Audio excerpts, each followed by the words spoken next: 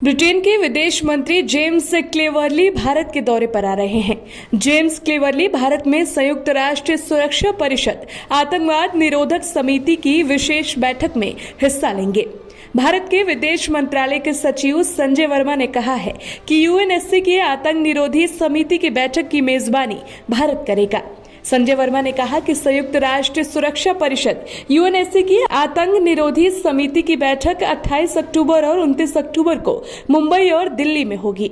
संयुक्त राष्ट्र में भारत के स्थायी प्रतिनिधि रुचिरा कंबोज ने कहा है कि पिछले 2 दशकों में यूएनएससी सदस्य देशों ने आतंकवाद और हिंसक उग्रवाद का मुकाबला करने में काफी ठोस प्रगति की है, लेकिन फिर भी आतंकी खतरा बना हुआ है। आतंकवाद हमारे सर्वोत्तम प्रयासों के बावजूद भी विकसित हुआ है। रुचिका कंबोज ने कहा कि आतंकवाद अंतर्राष्ट्रीय शांति और सुरक्षा के लिए सबसे बड़ा खतरा बना हुआ है। आपको बता दें कि टेक्नोलॉजी के प्रसार और डिजिटलीकरण में तेजी से वृद्धि के साथ ही आतंकी उद्देश्यों के लिए इसका इस्तेमाल काफी हद तक बढ़ गया है। यह चिंता का विषय बन गया है। साल 2008 में भारत की पहचान पर हुआ था हमला। जी हां, विदेश मंत्रालय के सचिव संजय वर्मा ने कहा है कि मुंबई में आतंकवाद रोधी समिति की बैठक का मुख्य उद्देश्य देश को ये संदेश देना है कि 2008 में वित्तीय और वाणिज्यिक क्षेत्र मुंबई में जो हुआ वो भारत की पहचान पर हमला था। पहली आधिकारिक यात्रा होगी। जी हां, भारतीय मूल के ऋषि सुनक के ब्रिटेन के प्रधानमंत्री बनने के बाद ब्रिटेन से उच्च स्तर पर यह पहली आधिकारिक यात्रा होगी। भारत के विदेश मंत्री एस जयशंकर ब्रिटिश समकक्ष की बैठक के अलावा भी अन्य मुद्दों पर चर्चा करेंगे। एस जयशंकर ने ब्रिटेन में ऋषि सुनक के मंत्रिमंडल में फिर से विदेश मंत्री बने जेम्स क्लेवर्ली से कल फोन पर बातचीत की है।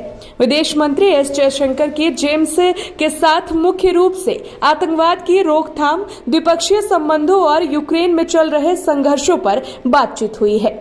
एस जयशंकर ने ट्वीट कर ये बताया है कि उन्हें ब्रिटेन के विदेश मंत्री जेम्स क्लेवर्ली का फोन आया था।